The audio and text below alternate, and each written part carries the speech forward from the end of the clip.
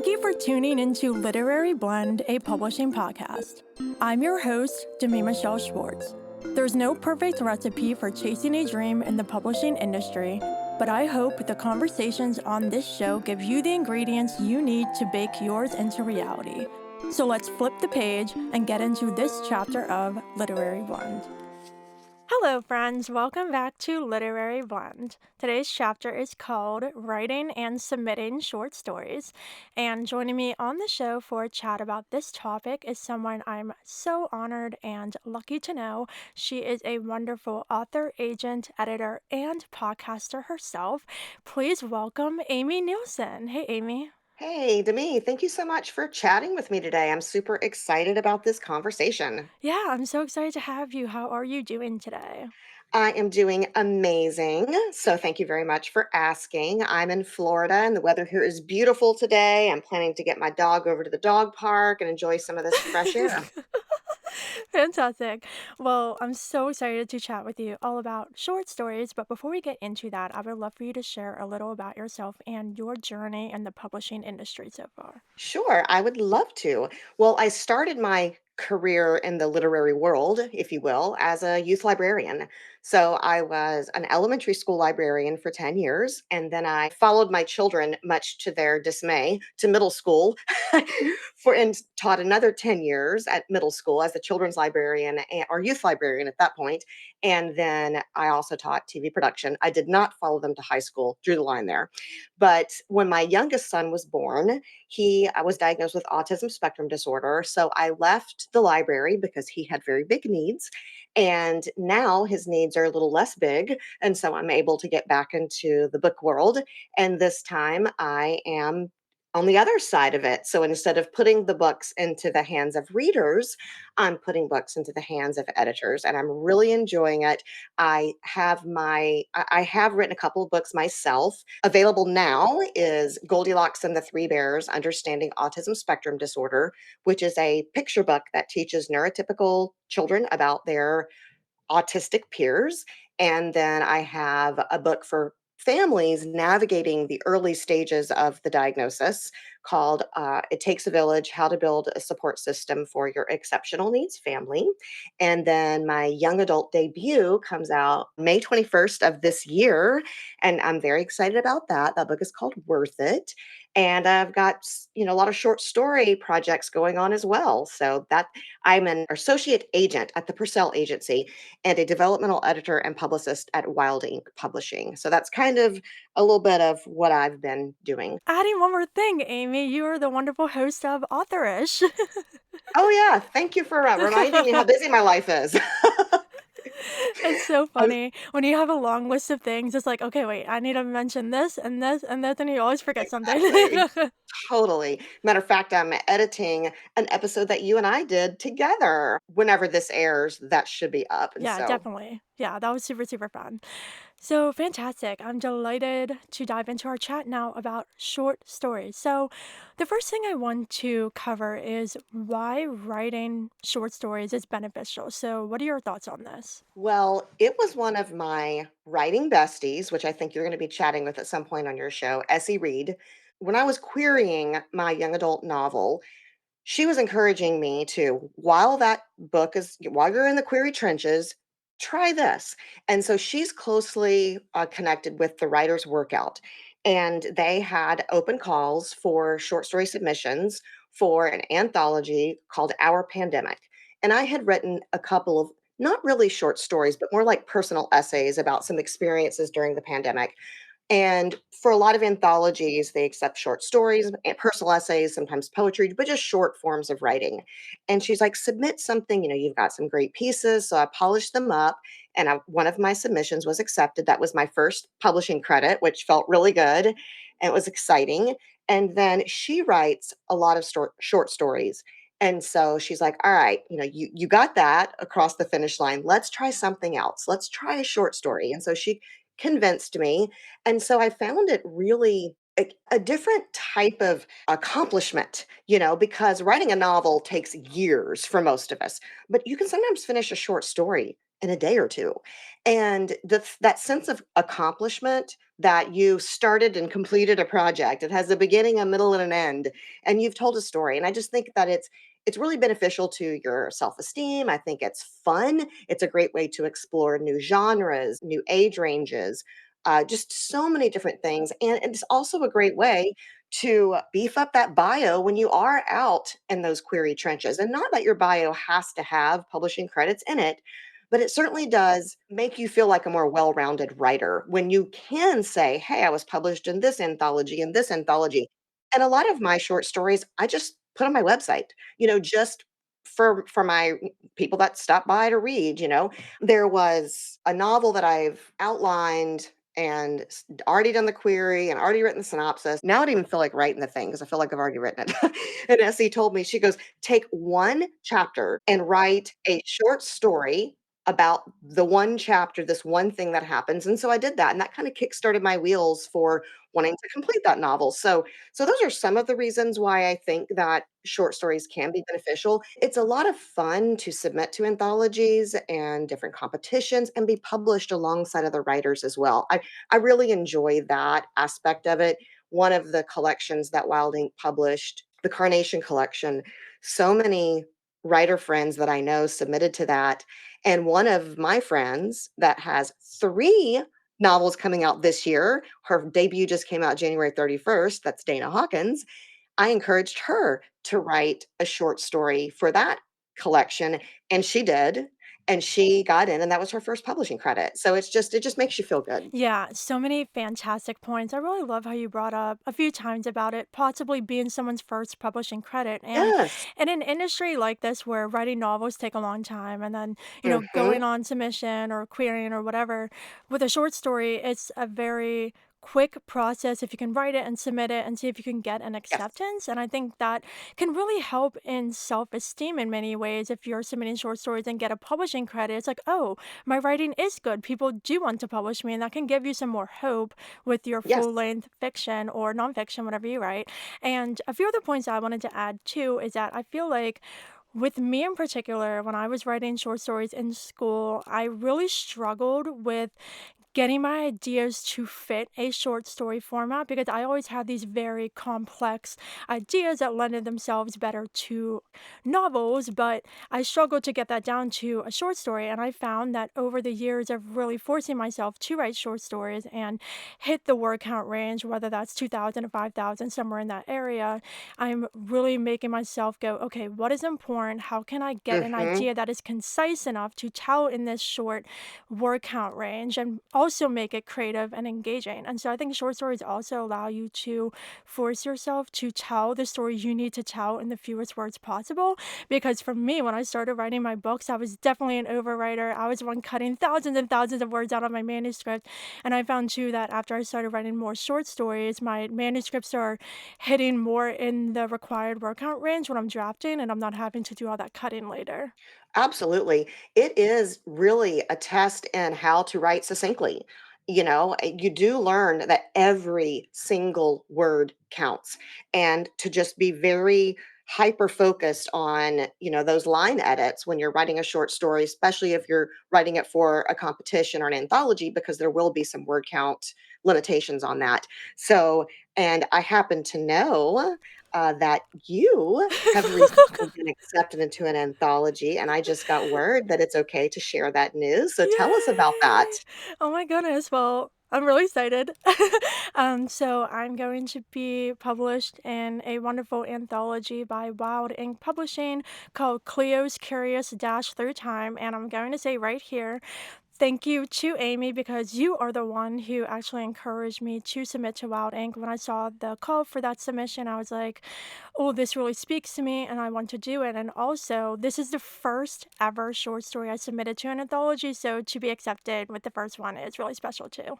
I am so happy for you. Thank Congratulations. you. Thank you so much. And I haven't written for Clio, but I am published through Wild Ink as well. So we're now publishing sisters. Yay! So Yay! exciting. And yeah, so one other thing I wanted to add, kind of tying into this is a perfect transition into another point I have, is that Through writing these short stories, you mentioned earlier too that you can explore other genres, other age categories, and it's also a really nice break from the books. Like when I was doing revisions for my Little Red reimagining, I just needed a break from it, and I saw the call Yes, for this, and I was like, this is really fun. I can try something new. I can step outside my comfort zone and see what happens. And so I feel like with short stories, there's not as much risk involved, which of with a full length book that you wrote for years or revised for years. With exactly. a short story, you can be more experimental and try new things, and you never know. You could write in a genre or an age category that you never imagined you would, based on a submission call that forced you to follow a prompt and step outside Mhm. your comfort zone. And down the road, that could be a genre or age category that you end up exploring further. Oh, absolutely. In one of Wilding's earlier anthologies called I'm Not the Villain, I'm Just Misunderstood, I think is the title, which is brilliant. There was a short story in there that I fell in love with. And I told Wilding, I'm like, this is my favorite one. I love them all, but this one just really speaks to me. And then that author kept getting so much feedback and so much positive feedback about that short story that he then has written that as a full-length novel. So that's also something that can come out of this. And as far as writing other genres, Essie Reed was a judge for one of the Writers Workout Fiction Potluck calls for submissions, and that's actually a short story competition. And so the category was young adult fantasy, and I don't read nor write fantasy. Much to my daughter's, dismay because they love fantasy, and I can never discuss all of these fantasy novels with them because it breaks my brain. But I'm like, "You know what? Essie's judging this competition," and it was anonymous. Obviously, she didn't know I was submitting. I didn't tell her what I was submitting.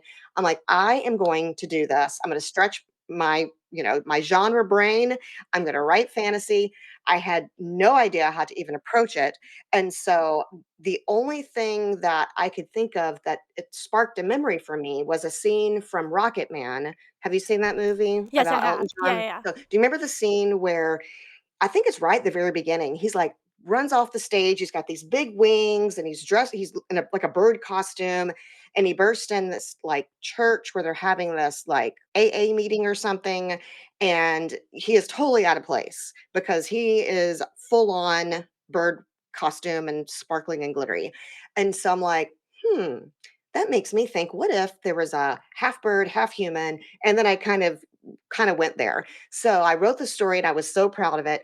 And I had several critique partners read it, did lots of revision because even if you've written a short story and you still need extra eyes on Right. your work, it is Absolutely. very important, yeah, to always, if you're going to submit to an anthology or for a writing competition, get extra eyes. So I got great feedback from my critique partners and I sent it off and I was so excited. And then I get a pass on the competition because I was so focused on the fact that it was fantasy that I forgot it was young adult. And so my main character was adult, and I'm like, "Duh." So please read the large fine print. That's the lesson there. Read the large fine print.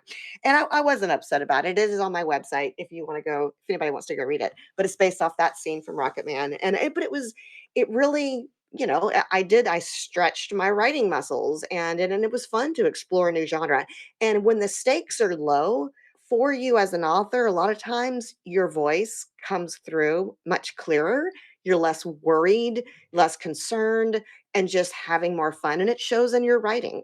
Oh, yeah, absolutely, and that's so funny. Perfect example here to read the submission guidelines. Yes, exactly. Make sure you hit the word count, the genre, the age range, all of the above. And as a matter of fact, as a jumping point from there, I was honored when the Writers Workout reached out to me, and I will be the guest judge for the April Fiction Potluck. So keep an eye out for that by checking out their website at the Writers Workout. And my we don't have the exact genre nailed down yet. Mine will also be young adult. So, but it's going to be more of a contemporary theme. So just keep an eye out, and the submissions will open up sometime in April and they will close. As of now, it looks like they're going to close on May 20th, which is also my birthday. Oh So that will my Yes. Yeah, that will be a fun day that all the submissions show up on my birthday, so I'll be reading voraciously, and then my young adult novel comes out the next day, May 21st. So Oh that's my gonna be goodness. a big week for me that I'm super Yes. excited about, so yeah. Well, we're almost birthday siblings because my birthday's May 30th. Oh, nice! Yeah. When I was a teacher, I would always kind of quiz my students to see, what their critical thinking skills were. I would say, "My first name is my birth month in alphabetical order," and they would, like, "What?" Oh, that's As cool. as they're Oh. going through the months of the year, because my name's Amy and I was born in That's May, funny. so I don't think my parents planned that because you couldn't, but it's just ironic. So I'd always say that. I did want to mention another anthology that's coming up. Submissions for this one are closed, but when I started writing short stories and submitting to anthologies and different short story writing competitions, I got the itch to want to be an anthologist myself. I wanted to be the one reading those submissions and coming up with the theme because most anthologies have some sort of a theme. And so, as a former librarian, intellectual freedom is something that is very important to me. People having access to the books that they need to read.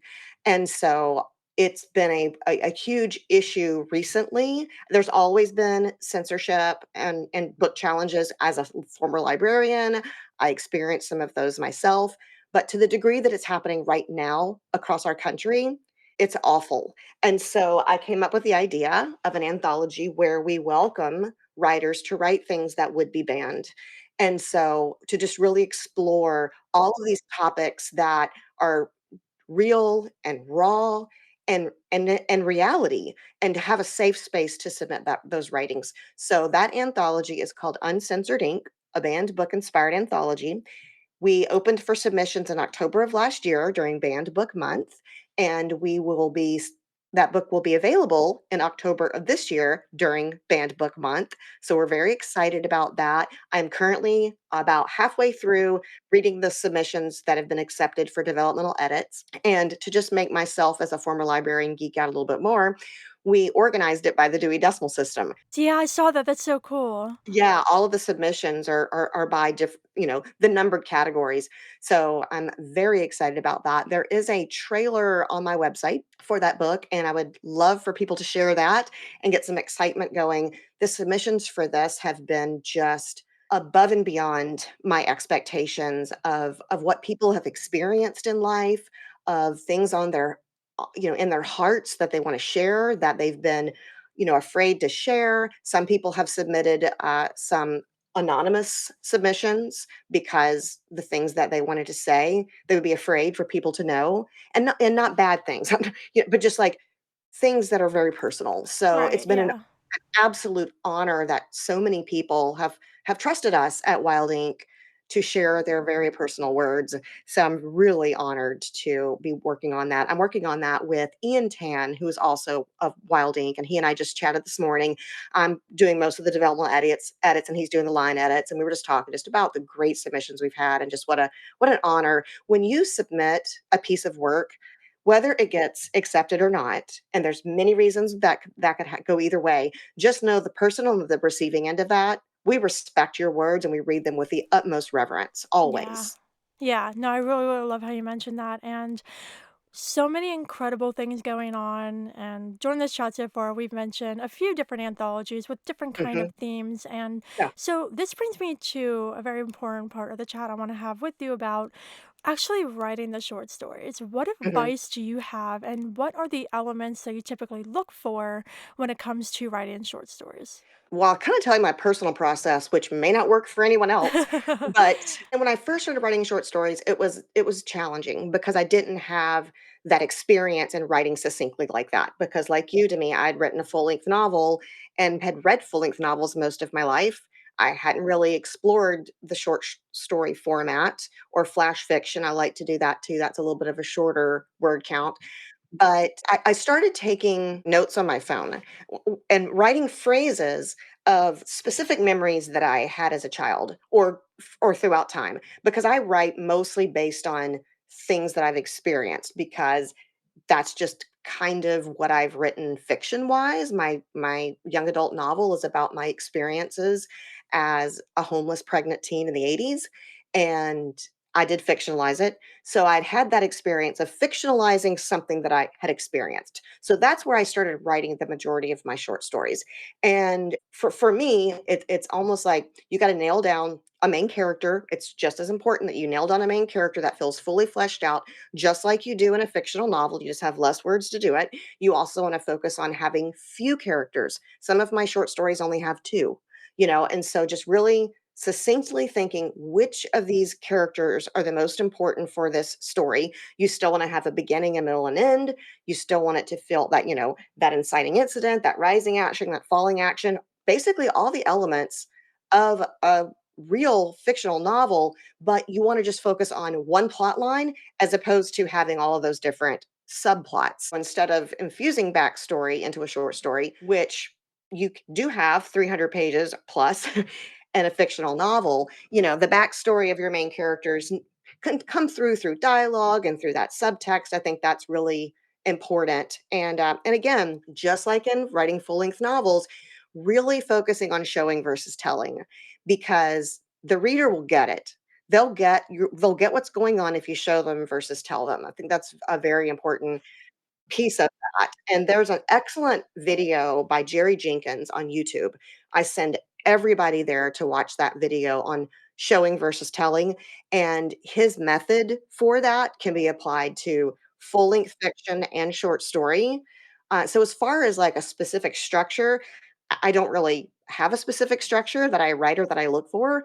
It's just whatever that word count is for that medium, for the anthology or for whatever it is, just focus on that word count, sometimes beginning with the end in mind. If you know how this short story is going to end, and then reverse engineering that sometimes is a good strategy. So those are a few tips. I don't know if those are specific enough, but No, perfect. I think it's a format that is meant to be experimental, Yeah. and when we receive submissions, we expect to see some experimentation in that. Yeah, no, that's absolutely perfect. And one other thing I wanted to add, because you hit all the points I was going to bring up, look at you.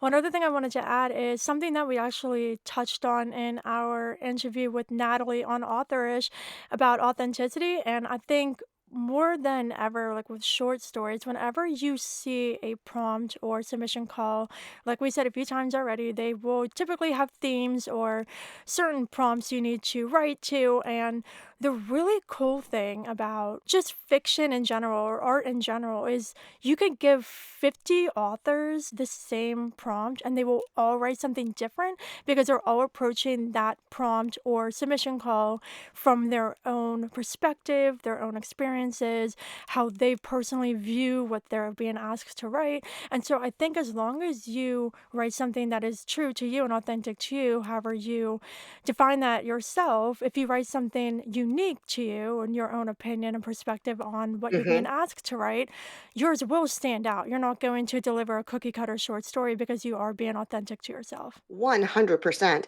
And that's been the really interesting thing for me as lead anthologist on Uncensored Ink is we have the theme of banned books, and then there's the 100s, the 200s. The 100s is generalities category, the 200s is religion, the 300s is social sciences. And then we kind of list what is that what are the kind of topics within that Dewey Decimal Classification. And every submission has been so wildly different and wildly unique and wildly personal and authentic, like you're saying. So you're 100% right. There's never a need to be concerned if you're writing to a prompt that what you're going to write is going to be anything like any other submission, because you do come at it with your own personal experiences, your own voice. And that's what makes it just, such a fun medium to explore. Yeah, absolutely. Well, Amy, this has been a true delight having you on the show. It's been so much fun, so much great insights from this conversation. But to wrap up our chat on short stories, what are final thoughts you would like to share on either writing them or submitting them? Sure. Well, I'll give you some resources. So you can visit Wild Inc., wild-ink, that's publishing.com, to catch up on any anthologies they have that are open call right now. You can also visit the Writer's Workout. They do a lot of open calls for anthologies. They also do writing competitions, like the Fiction Potluck, that I'll be working with them on in April. And then another resource for finding open calls for short stories, flash fiction, writing competition, etc., would be Curiosity Never Killed the Writer. And that is a resource that SE introduced me to. And so that's a great place you can go and you can see in real time where a lot of different places are that you could submit. And I also say when inspiration hits, write it. Don't wait for an open call or don't wait for an anthology submission. If you have an inspiration for a short story, write it now. I've done that so many times. And then there have been places that I've seen that I've written something that fits there. So actually, both of my pieces that went into the Carnation collection, I had written before, and they just fit what that publication was looking for. If you'd like to read a few of my short stories, that a lot of them are pretty gritty, but I have fun. I've written some horror and some a lot of different genres, like we've talked about, just having fun. My website is amynielsenauthor.com, and so just to give you a few examples of just some really super short. Some are short stories, some are flash fiction, and yeah, so that's kind of a little bit of a wrapping up there for you. Fantastic. Well, it was a true delight having you on the show to chat all about writing and submitting short stories. And now this brings us to the plot twist. Are you ready? Uh-oh. Dun, dun, dun. I have no idea what she's about to ask me. So the plot twist is fun because as writers and readers, we love plot twists in books. So what I'm going to do is ask you a question you could have never seen coming. Oh my goodness. Okay, let's do this. So if you could trade places with a protagonist in any book where you live their life for a day and they live yours for a day, who would you swap with and why? I'm gonna have to go with my most recent favorite novel, and it is my BFF writing bestie, Dana Hawkins' debut, Not in the Plan. And if I could trade places, I would have to trade places with Charlie because she runs the most charming coffee shop in Seattle. And she is just the coolest protagonist that I've ever seen in a novel. I love her so much. I want to know Charlie. I want to be Charlie. I love you, Charlie. That's so perfect. How do you think Charlie would react being in your shoes for a day? She'd probably hate it. So my life is nowhere near as fun as hers. But it's funny because her girlfriend is a writer. Oh, that's So, so cool. yeah, if Charlie were me, then Mac would probably love that because then they'd both be writers. But I don't drink nearly enough coffee for Charlie. So I'm like a one cup a day girl, and she runs the cool coffee shop. So That's so perfect. Well, it's awesome having you on the show. Before we wrap up for good, could you please share where everyone can find you online, check out your work as an author and as an agent if they're interested in considering you for representation? sure. Well, my website, like I mentioned earlier, is amynielsenauthor.com. And I am over at the Purcell Agency as an associate literary agent. You can find me at wild-ink-publishing.com as a developmental editor and publicist. And then I'm most active social media wise on Twitter/X, Amy Nielsen 06. And then, of course, the Authorish podcast, which you can find all of this information on my website. Awesome. Well, thank you so much again for joining me. Thank you for having me. And I am so excited to hear more of this podcast. You've got a lot of buzz out there for it. And I think this is a resource that's going to be really, really helpful to authors. So, as an author myself, I thank you for paying it forward. Oh, absolutely. Yes. Giving back is extremely important. And I love that I'm given that opportunity to do that. So thank you for your kindness, for being so awesome. It was a delight having you on the show.